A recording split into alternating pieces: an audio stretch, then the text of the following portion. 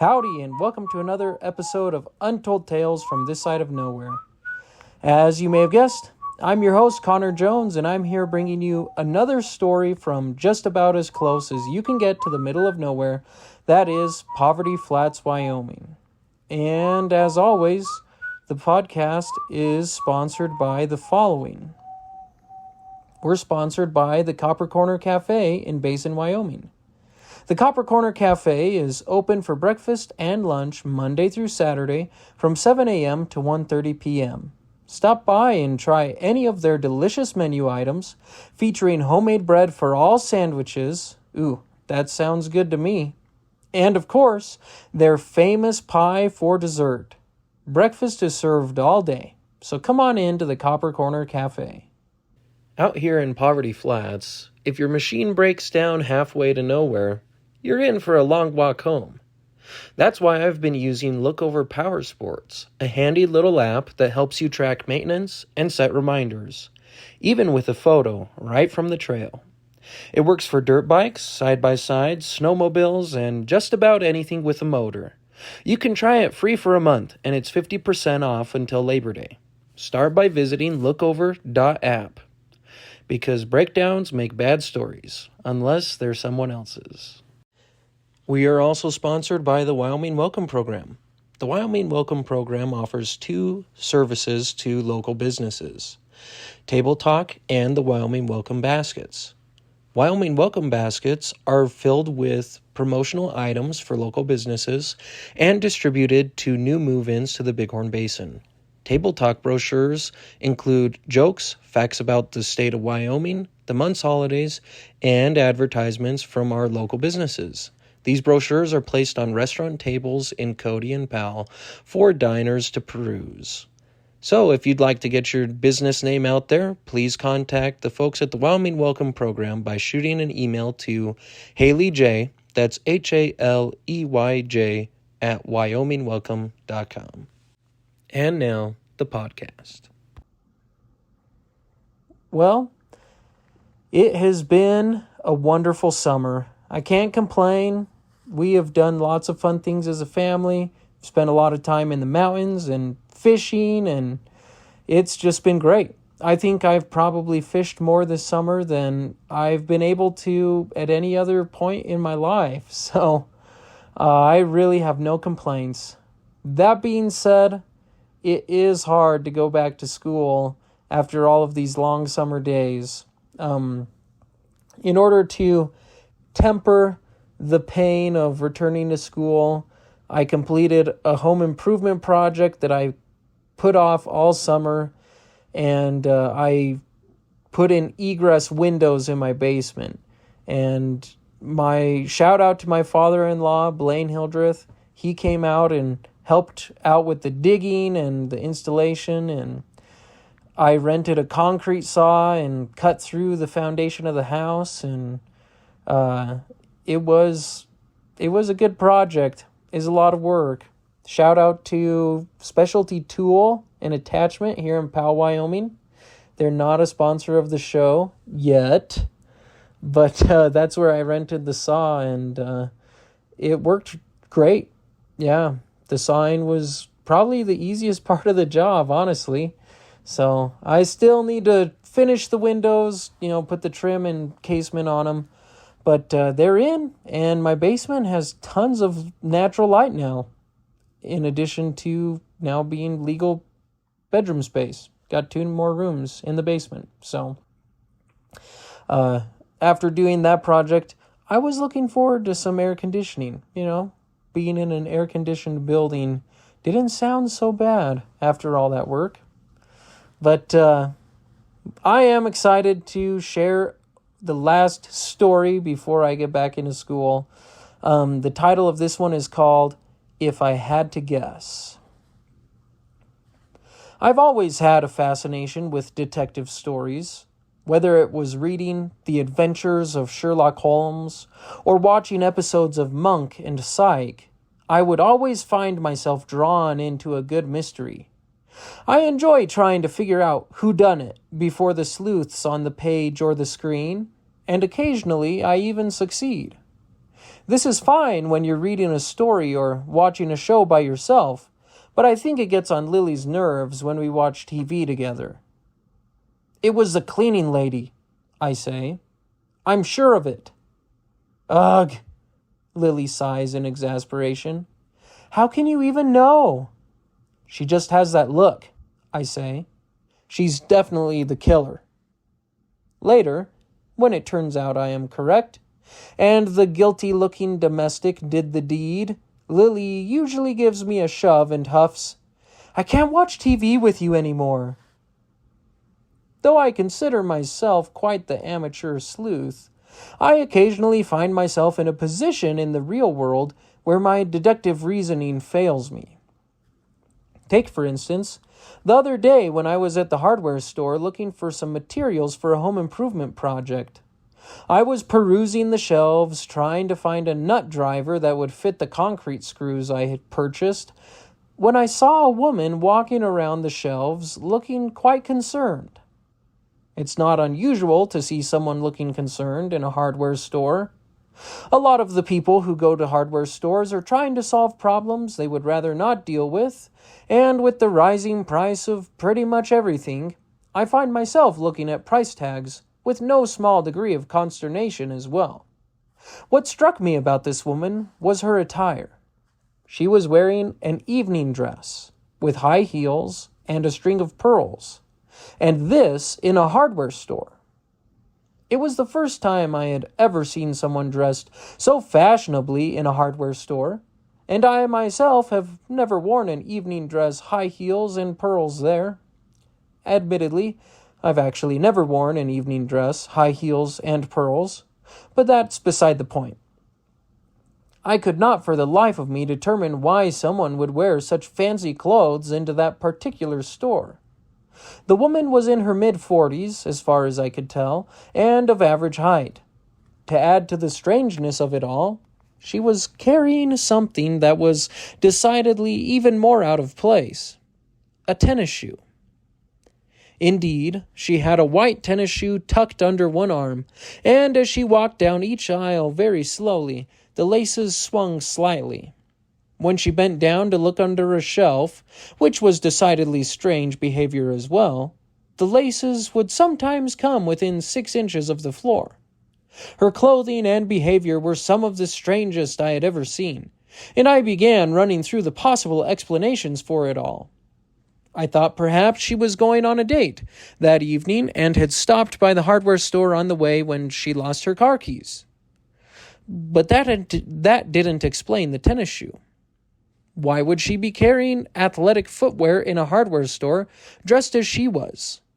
I stood musing over the singularity of it all when a voice interrupted my thoughts.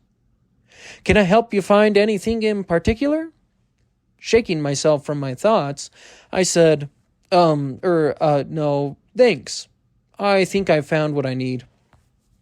The employee nodded and was about to move on when he said, I wonder why she's dressed up for a trip to the hardware store.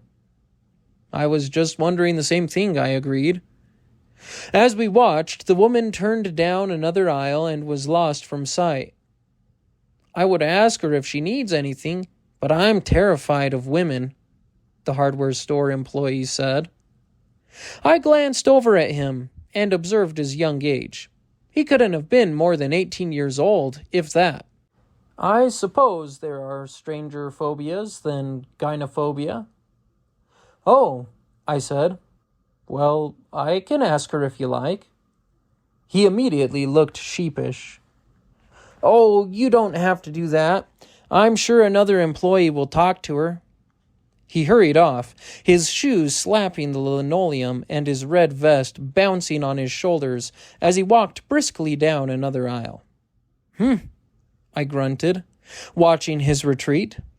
Turning back in the direction of the woman, I saw that she had emerged from another aisle and was again bending down to look under a shelf. I decided there was only one way this mystery could be solved. I replaced the nut driver I had decided not to purchase and took the one I had selected with me and walked in the woman's direction. As I approached, she looked up at me, a concerned expression still on her face. "Hello," I said brightly. "Oh, hello," came her brisk reply. Shifting my weight on my feet, I began, "I just had to ask, what's with the shoe?" The woman immediately glanced down at the tennis shoe under her arm, and her expression changed from one of consternation to amazement and relief in an instant. "Oh my gosh," she said each word as if it were a sentence. "I've been looking everywhere for this shoe. I thought I dropped it in here. Thank you so much." "You're welcome," I said, unsure of how my question had merited her sincere thanks. She then said, "Goodbye," and turned and walked away, just like that, leaving me to ponder the strangeness of it all. When I went to check out, the same employee I had talked to earlier rang me up. "She was looking for that shoe," I said. "The shoe?" he asked. "The shoe," I replied. "The one which she was holding?" "Yep," I replied. "I've lost things that were right under my nose from time to time myself. I once spent the better part of an hour looking for a pair of gloves that were on my hands the whole time." The employee raised his eyebrows.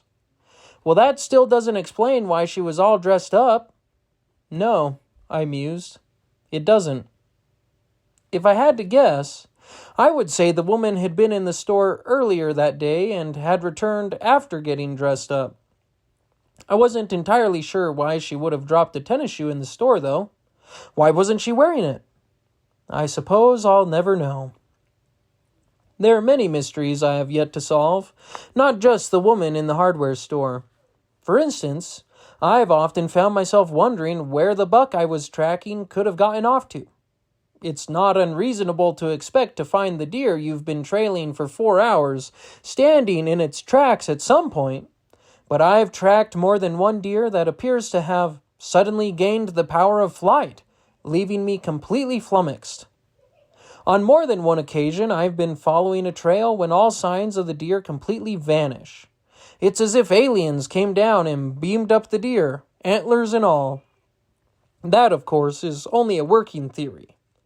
There are probably other possible explanations for how deer vanish while I'm tracking them, but most of them involve a direct affront to my abilities as a hunter.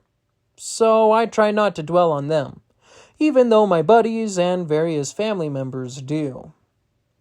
Another mystery I struggle to solve is why exactly you can sight in a rifle the weekend before hunting season begins, and the next weekend you can't hit the broadside of a barn with it. I'm speaking for a friend, of course. But sometimes a rifle will hit the center of a target 5 times in a row at the range, and then inexplicably launch bullets anywhere but where your crosshairs are resting the next day. The friend I'm referring to once sighted in a rifle on a Tuesday evening in failing light, drove several hours to his hunting area, and then proceeded to blast away at several deer without hitting a single one. It's as if the bullets were curving like the Matrix. Like I said, an unsolved mystery. My fishing buddy, Mark Crawfry, brought up another mystery the other day that has been giving me trouble for years.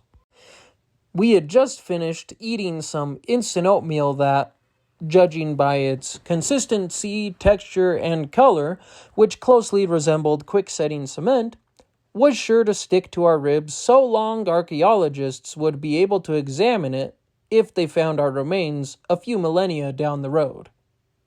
Now, as we broke camp, I was disturbed to hear Mark explode in an obscene tirade. "Come on, you piece of everlasting junk," he roared.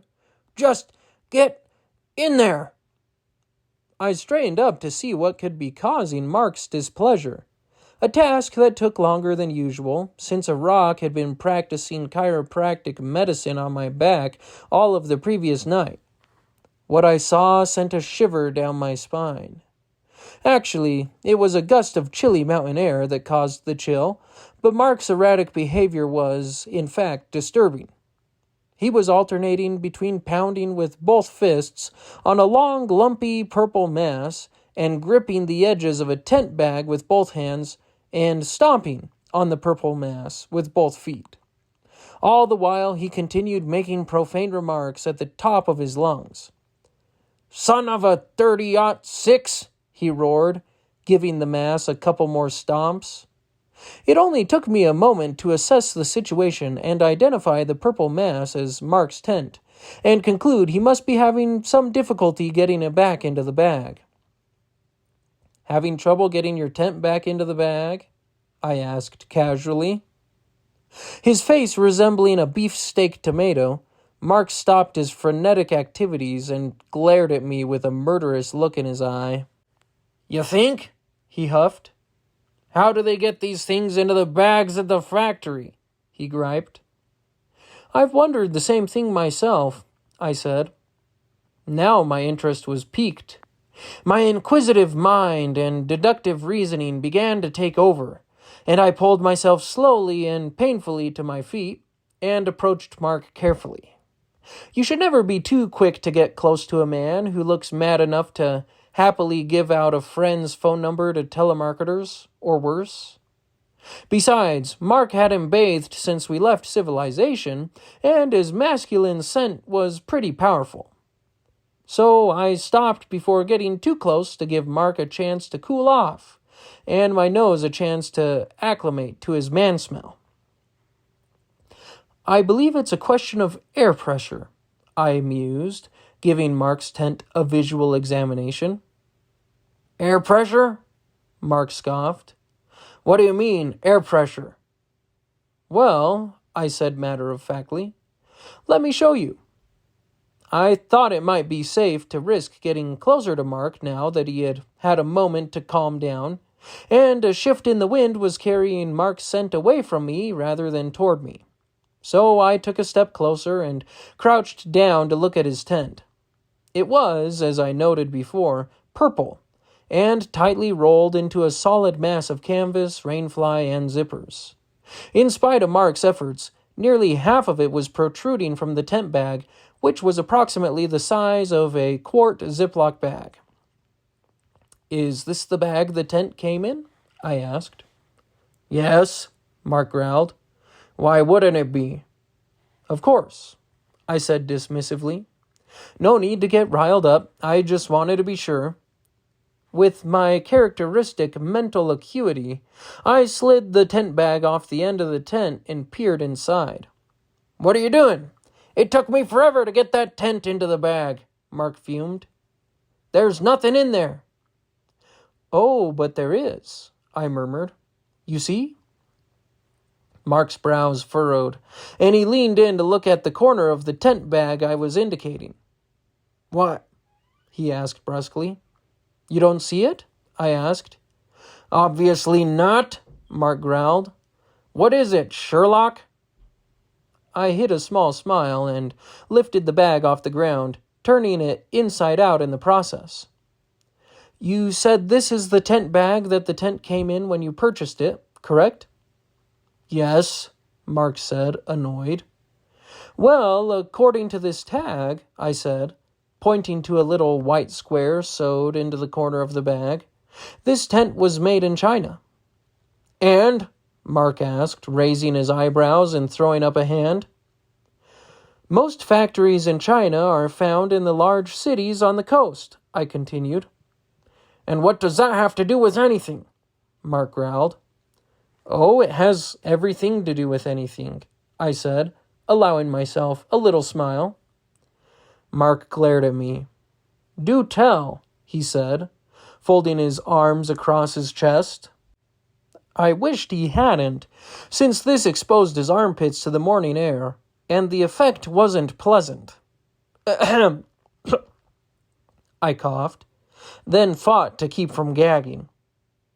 "It matters that the factories are on the coast because they're at sea level," I said matter-of-factly. "No kidding," Mark huffed. "Factories on the coast at sea level. How about that? Well, what does that have to do with getting my tent back in the bag?" I held up both hands with the palms out in an attempt to calm Mark. "Well," I continued, "Wyoming is at a much higher elevation." "No duh," said Mark. "And," I said. The air pressure is lower. So what? Mark spat. I shook my head in disbelief, unsure of how Mark still hadn't gotten it. Some people just don't have the same powers of deductive reasoning, I suppose. Haven't you ever noticed how chip bags swell when you bring them up the mountain? I asked. It's the change in air pressure. The chips are packaged at a lower elevation, and when you bring them to a higher one, they expand because the air in the bag is denser than the air at the higher elevation. It's the same with tents. They're packaged at sea level in China, and when you bring them up here, they expand. Mark stared at me, apparently trying to comprehend what I was saying. His head was cocked to one side, and one of his eyes began twitching. It's impossible to get the tent back in the bag up here. That's why mine is in that garbage sack, I said, pointing at the white garbage bag where I had deposited my own tent. If you take it home, your wife will be able to get it back in the bag on her first try. But that's just because the air pressure is lower down there. I've told Lily 1,000 times that's why I don't pack the tent while I'm up here. Apparently, Mark didn't agree with my explanation. I know some people just can't understand there is a simple solution to just about every mystery. But it's one thing not to understand, and something else entirely to lose your temper just because you can't comprehend something. Unfortunately, Mark falls into the category of people who just can't accept it when someone tries to explain what should be a simple matter. I guess that explains why he crammed my head into this tent bag. I hope I do get it off, and when I do, if I had to guess, I'd say his wife will be able to get his tent back in the bag on the first try. Higher air pressure, you know? Well, there you have it. Another untold tale from this side of nowhere. And for the listeners out there who are going to email me and tell me that my tent stuffing theory and air pressure is bogus, I'm not buying it. I've told Haley many times I can't pack that tent on the mountain, and when we come down, it's the difference in air pressure. It's why she gets it every time on the first try. It doesn't have anything to do with my ability to stuff a tent or fold it and roll it. It's all about air pressure. I really like those stuffed sleeping bags. The ones where you just cram them into the stuff sack and then use straps to shrink it down. When I was a kid, rolling up a sleeping bag was such a pain. And ever since I got a stuff sack, it changed my life. But maybe you have an unsolved outdoor mystery of your own. If you do, please be sure to let me know about it. You can email me at untoldtalesthepodcast@gmail.com, or you can respond to this episode when it drops on Facebook. Please do go give us a 5-star rating wherever you listen to your podcasts, and if you're so inclined, leave us a good review. It'll make the podcast easier to find for others and helps us out.